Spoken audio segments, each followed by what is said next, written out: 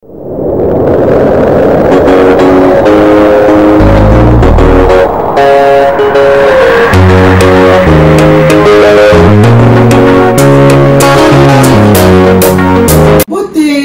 konyoso ba pesami pona kolanda biso na émission na biso ya makusa ya bana mboka. Makusa ya bana mboka eyo ezali kotala mingi na chaîne na biso oyo ya RL Pro TV. Na pesi mbote na bande konyoso bana Kinshasa, bana Brazzaville, bana partout na monde entier mobimba ba o nyonso epai ba pesami pona kolanda biso na makusa ya bana mboka. Émission na biso ya lelo ezali simple, ezali facile, pe ezali vraiment kitoko. L'autre kolamba nini tozali kolamba ba intestin ya ntaba, donc ba biloko ya kati ya ntaba. Alors ba to ebele bandeko ebele ba yeba kolamba ngote na kolakisa bino yo oyo linga koyekola makusa lobi okobala.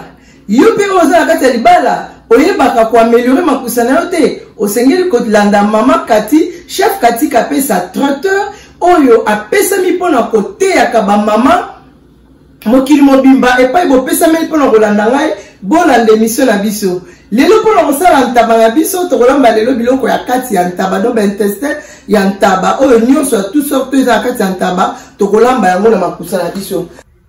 Oui bandeko balandi bon remarquer que tozali na michopo na biso tosi tobongisaki et puis tozala ba intestin ya kati tosi tosokolaki yango bien tobongisi yango mais natiki mwa mokie pona lakisa bino oyo ndenge nini tokoki kolinga michopo na biso po ekoma na ndenge tozolingela na ko lakisa bino ndenge nini tokolinga michopo na biso na mabumu oyo ya ntaba.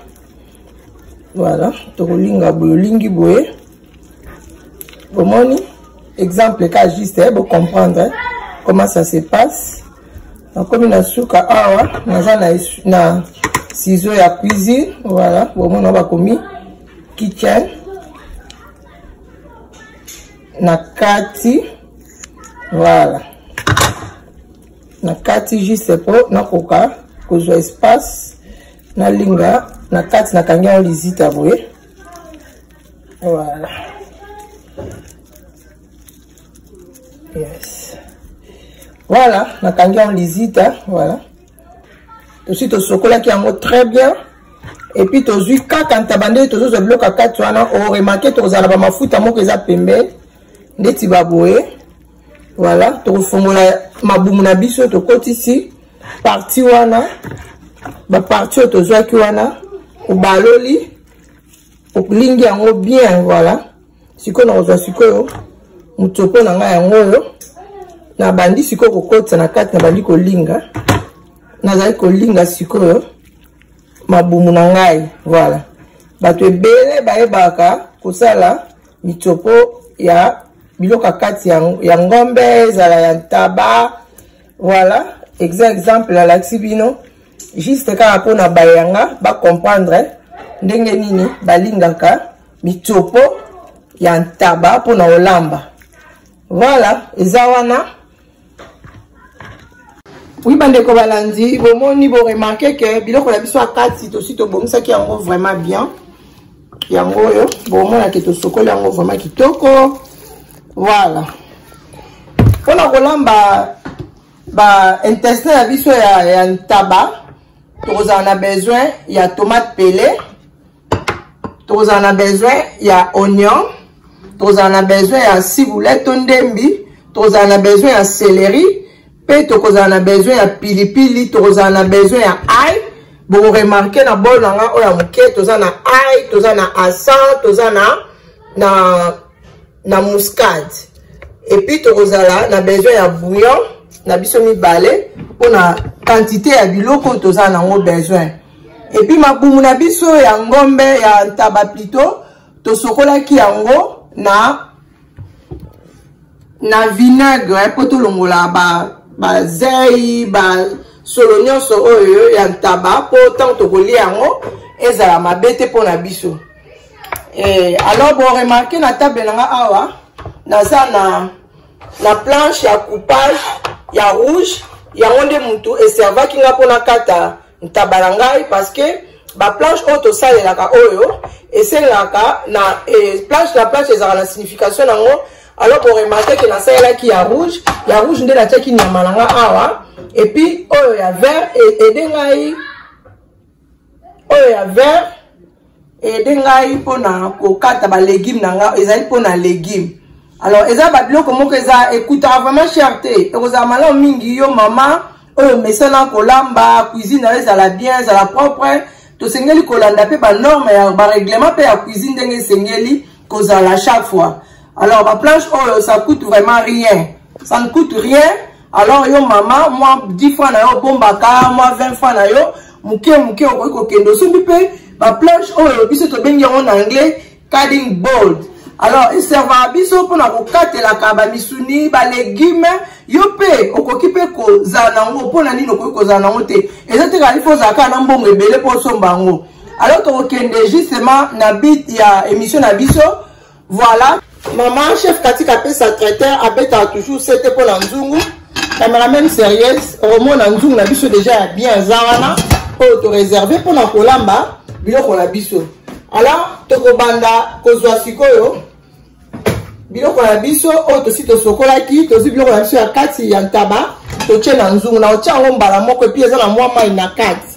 Donc c'est pas vraiment na nzungu parce que na sokolaki yango bien eza pe na vinaigre. En tout cas, il y a moins que servi biso, toko cha sikoyo ba mitsopo na biso.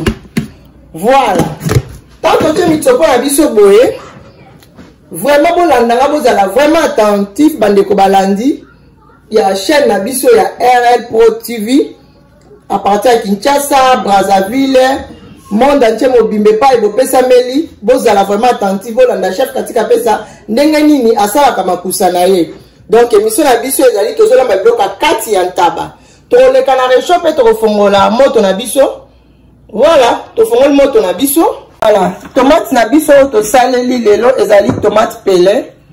Cameraman sérieux s'il vous plaît ko zoomer tomate na biso.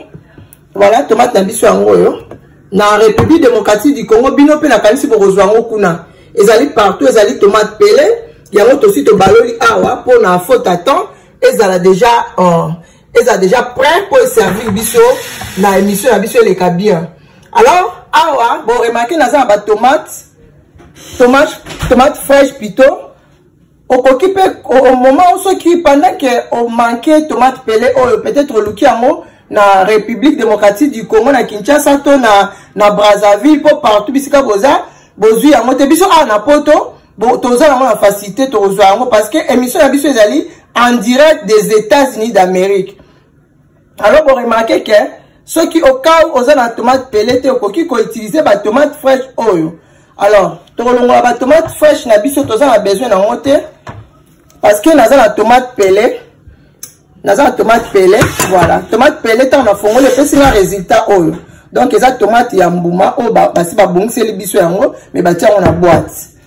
Voilà et puis na koleka otia ba légumes nanga oyo na bongisaki pona elubu na biso ya lelo. Vous remarquez que na sali matungulu oignon oya rouge ezalaka très bien et puis ezala traitant na préféra kango na tie oignon na biso ya rouge na ko tia ndembi na biso na tie ciboulette et enfin na tie céleri ensemble. Voilà. Pourquoi est-ce que na tie boye eza juste ekoka kotoka ensemble na ba biloko na biso to tie na moto misuni na biso pour permettre biso vraiment ezala na saveur ya kitoko. Ibande ko balandi pendant na tie boye bon remarquer que na tie maïté. Oui, naza na besoin ya maïté. Biloko na biso ya bentestin na biso ya ntaba ekotoka lolenge wana sans que kotia mai. Jeune fille landanga malamu yo oyo yekola kolamba yo oyo linga ko yekola makusa ye lobi okobala okomasa libala osengeli kolanda chef katika pesa traiter ndenge nini azoteya ba jeune fille ba mama ba melinga ko améliorer makusa na bango po bakoka pe lobi basala succès na mabala na bango. mais ça va bino kolia basakana na moto kolia esenga mutaza na temps soko za na temps ya ko bongisa elubu na malamu tango ko sala recette na na suka ko pesa biso résultat malamu et puis to finika biloko ya biso to tika na moto et toka jusqu'à ce que et ko lemba après to koyeba na suite to ko sala nini. Oui, bande ko balandi bo remarquer que biloko na biso to tie ba biloko na biso akati ya ntaba na moto ezotoka pendant que ezotoka to tiki yango etoka moke comme ça pendant que ezotoka to tia siko feuille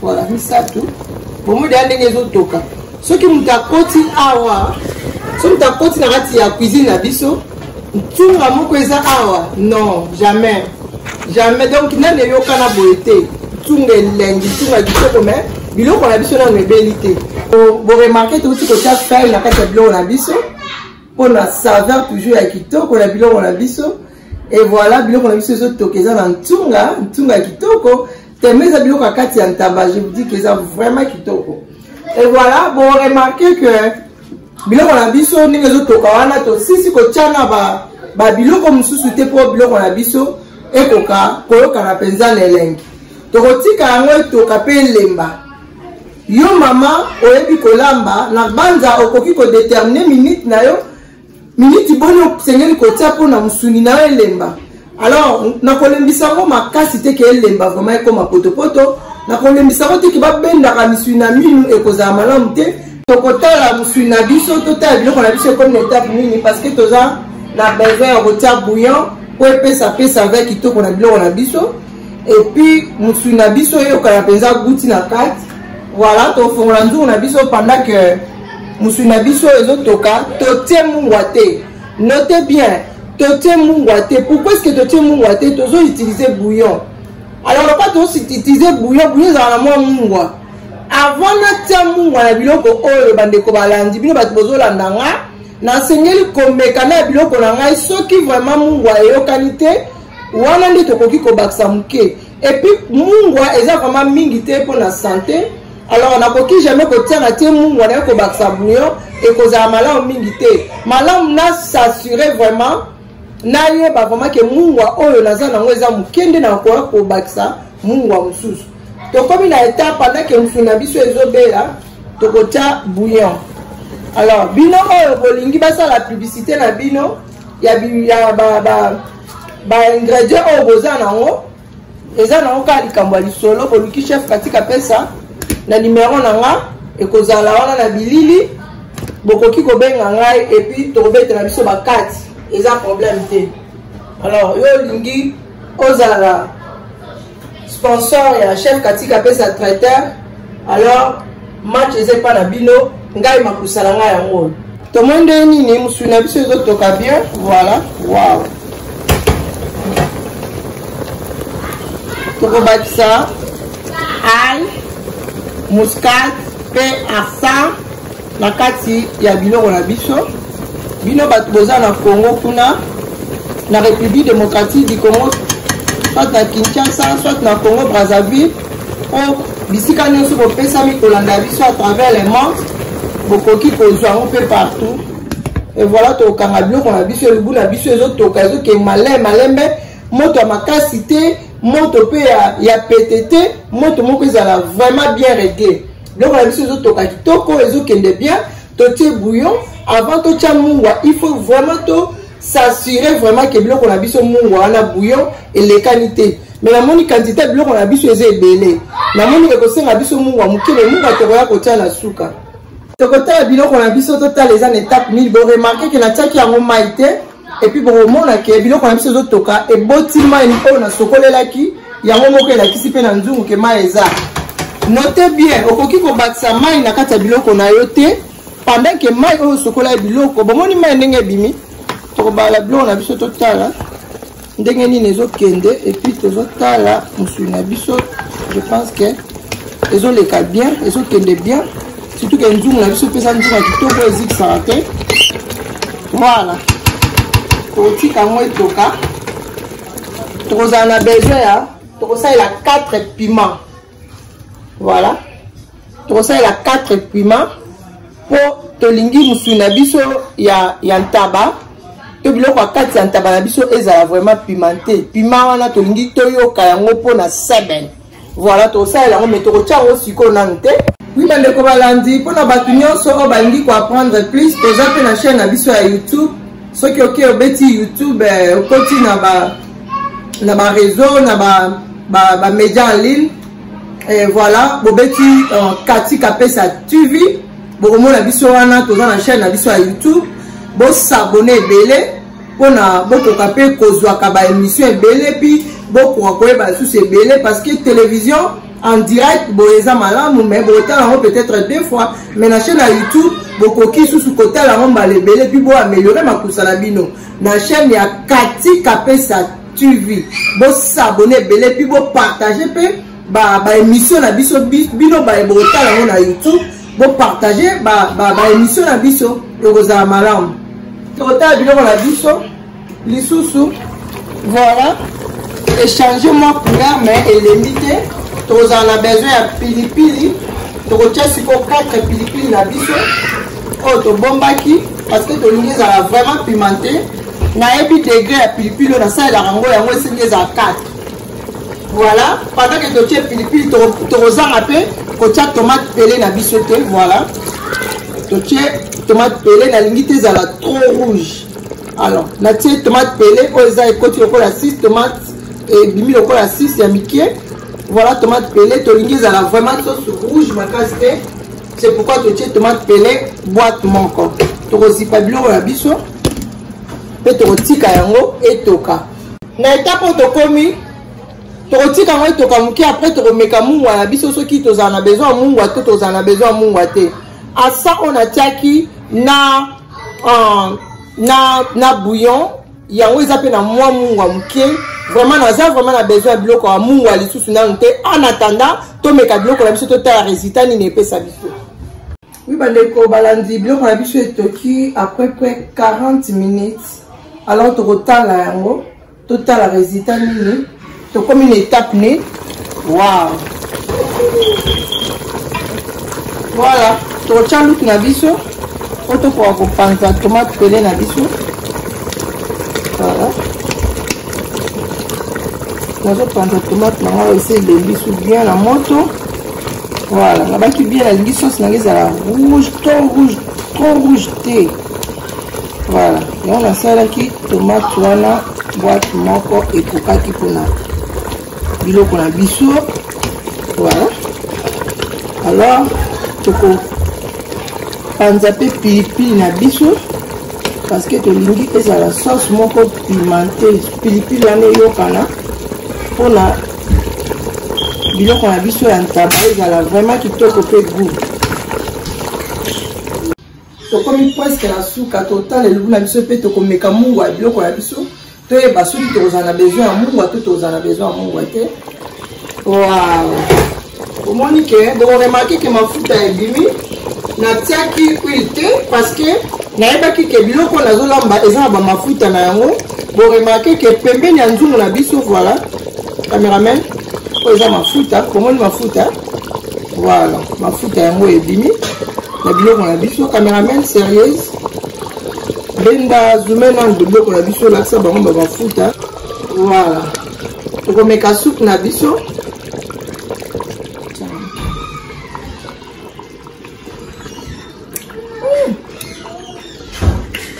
Eza kitoko vraiment mungu ekoki to na besoin mungu te totie kaka ba épices tozaki nango besoin saisonnement mokie tozaki nango besoin yango totie yango nde ekomisi biloko na biso na goût ya kitoko boye. Okomona ke biloko na biso pe soupe nango ezali vraiment kilo tellement eza biloko akati. Voilà, esangani soupe nango esangani vraiment soupe eza vraiment kilo. Alors biloko na biso ebeli torepresente awa na sani mpona bino banso bolingi koapprendre makusa bokoki kokende na YouTube na biso na chaîne na biso ya YouTube bobeti Kati Kapesa TV et puis bokomona biso na YouTube olanda makusa na biso chaque fois mpona baémission eza ebele. Tokomi na suka ya émission na biso nde nauti kolakisa bino elubu na biso makusa ya bana mboka. Et voilà, Ceux qui vont mettre la chaîne à YouTube Nabiso, Kati Kapesa TV, kuna bokomona makusani to ça et puis bokoki kolanda biso chaque fois sans oublier vous abonner, bon s'abonner massivement à la chaîne Nabiso et puis bon like ba émission un petit peu partager yango ceux qui bolingi ozo ka ba émission chaque fois bokoki kolanda biso na YouTube parce que la télévision ezali deux fois na semaine na par semaine plutôt. Alors et vous amala bon s'abonner à la chaîne Nabiso ya YouTube ya Kati Kapesa TV. Na lingi bino mingi bana Kinshasa, bana Brazzaville, bana partout dans le monde et pas ibo pesa me bozolanda émission ya biso émission ya bino obolingaka mingi makusa ya bana mboka. Toko présenter biloko na biso na sani bongo na biloko na biso zo présenter les autres lolenge ni biloko na biso o chef Kati Kapesa traiteur chef ya cuisine auti ko saela ba o ya pe ba sepela. Et le la biso to lambi brolia na nini, okoki kolia na kwanga, okoki kolia na fufu, okoki kolia na loso, lituma, et loko o no se pesa mele pona kolia, okoki toujours kolia na yango. Voilà to représenter et le la biso pona kola sabino résultat nini, et pesi biso. Voilà les kobalandi to représenter le la biso na salle, pona kola sabaya biso et pesi biso couleur à sauce ni, la ngaki sauce rouge thé. Nenga sauce za peso kindeni te mais nenga sauce na ebima lolengi aussi ko bima bino ba jeune fille bolingi ko apprendre makusa abonnez-vous sur Kati Kapesa TV boko kuta na ba émission ebele pe bo se retrouver voilà to fongola nzungu na biso wow makusa ya kitoko wa oui bande ko balandi bo remarquer que na changer look na zaki na luta libaya ko bandaki ko servir ngapo na ko ça makusa ngeza mala. Si on a changé l'outil, c'est pour la coca-cola quantité de biloko. Ndenge na lingeli bomo na ke l'outil na biso eza vraiment ya ligulu. To kanga région na biso pona. Voilà. To ko présenter ce que biloko na biso na salle. Wow. Na ebisi bino bo s'abonner na Kati Kapesa TV bo ko se retrouver. Na lakisa ki bene bandeli ndenge nini balingaka michopo oyo po ekoma ndenge ekomi wana. Alors bolanda toujours émission na biso bomoni soupe na biso ndenge ezo lakisa voilà na ngaki eza sauce pimentée na ko chango boya pe na bon assiette nanga voilà eza boye juste ka pona présentation nazali na ba invité na ngai o bakolia pe biloko oyo mais to lakisa bango na télévision te faute y a temps voilà nazo saka présentation juste voilà ya biloko na la lambi ndenge ni nepesi biso voilà bande ko balandi to comme na suka émission na biso makusa ya bana mboka bino moko bomoni résultat ni nepesi biso voilà caméraman sérieuse na net Kapesa zoomer na nous émission nini na elubu na biso bazo kolanda biso batala résultat nini makusa na biso epesi bino moko pesa ba point soki bakabola biloko na télévision nde na mekisi bino nde bolingi donc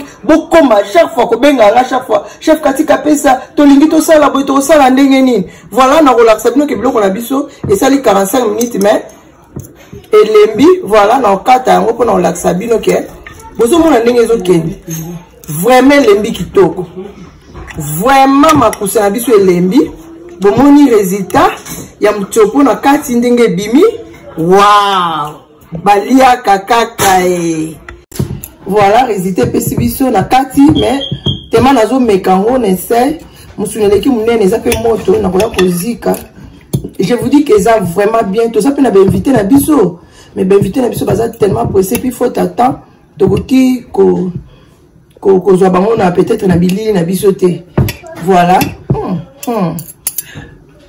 na komeka biloko na biso cameraman sérieuse o filme nga moke me kobendanga makasi te voilà